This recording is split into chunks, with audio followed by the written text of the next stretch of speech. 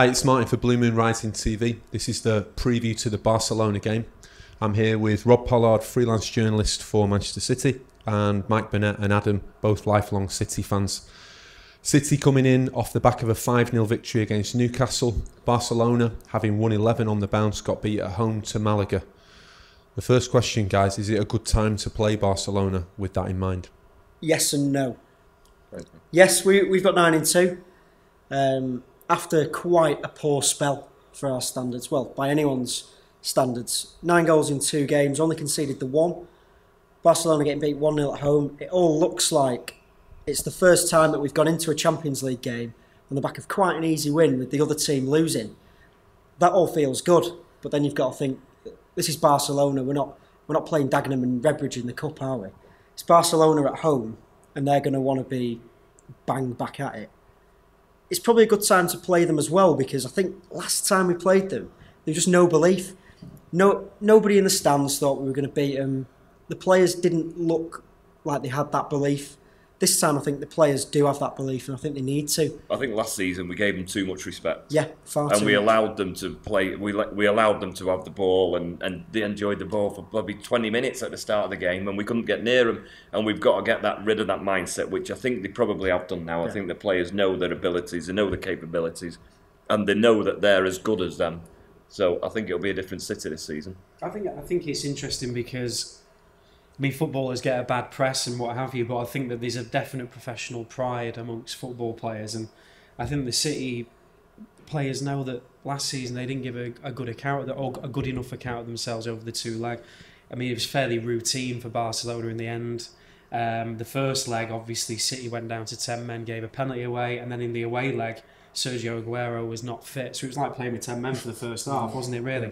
So over the 2 leg, City just didn't do enough to make it difficult, and I think that the players are going to be so keen to show that that is not a true reflection of the difference between the 2 sides. I think the last 2 Champions League games we've had give them that belief as well.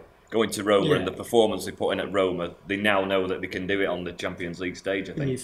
Yeah, that was a big moment in the club's history. I mean, if you look at since City got back into Europe, that was without doubt the best night and the best performance. And then the last 5 minutes of the Bayern Munich game as well. If City needed something to kickstart some kind of love affair or whatever you want to look at it with that competition. Is there a better front three than they can put out at this point with Neymar, Suarez and Messi? It's quite a terrifying prospect, really, isn't it? Them 3. I'm not looking forward. No, scrap the belief. It's gone. And you've got to remember, I mean, they've lost 1 game, but the 11 games before that, I mean, I was speaking to a Spanish journalist the other day because a lot of them have come over early to cover the game and what have you. And they for the good weather.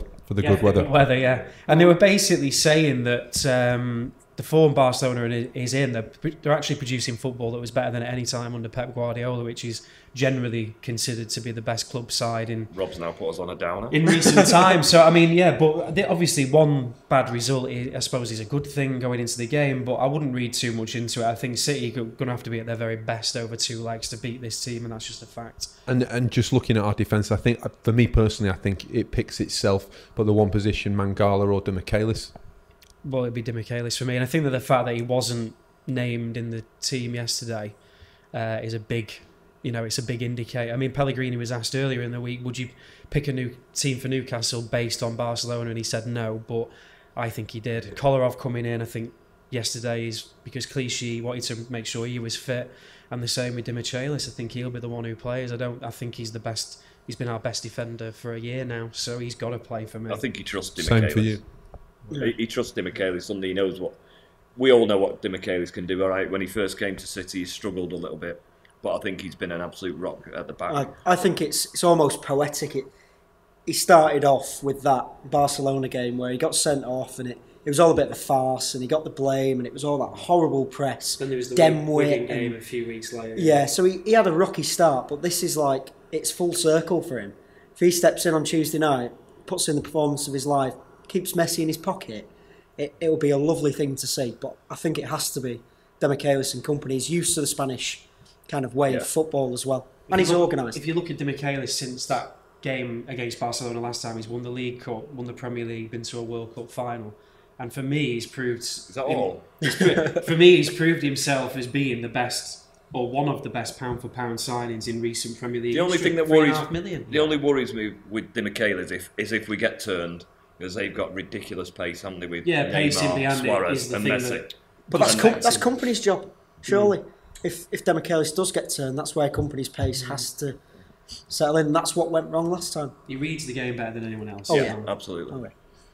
Just looking forward now to Barca. How are we going to set up? How do you see us as a team facing them? I mean, I think we made the mistake last time of being too attacking potentially with our formation. Surely we have to pack that midfield. Oh, yeah, I think we will. I think the two strikers that he played against Newcastle, that is his preferred formation in the Premier League, but I think he's learned the lessons of the past where we've been sort of outnumbered and outpassed in midfield. And he'll be looking to, Dzeko will probably drop down, and Milner, if fit, will come in, if not Navas, and obviously Fernando coming in for Yaya Toure. I mean, that's how I would go. It's a massive blow that Yaya's out. Yeah. That's obvious, but it's got to be Fernando and Fernandinho who've got to sit. But Yaya was out against Roma. Yaya Exactly. was out against Bayern. And it worked when he put Fernandinho and someone who can sit in front and roam.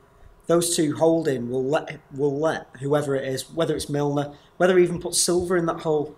I think one big thing about this, we have to stay in the tie. We have to stay in the last I think time we it was need to go there. 2-0. We need to go there with a lead. Sure, but I think last time we were 2-0 down, and that was I don't think we even need to go there with a lead. Say they're 0-0. I think I'd snap your hand off for a 0-0 now on Tuesday. I think the big thing is not conceding, and if we do concede, it can't be more than one. No matter what the score is, if we concede more than one at home, they have got a huge advantage at home. So if we can get a win, a 1-0 would just be special, because then we just go over there, we score, and who knows. With the return of Yaya Toure for the return leg, so we all believe that City can do it. Do you? Come on, City. Hi, this is Sean Good of Feed the Goat. Subscribe to Blue Moon Rising TV now.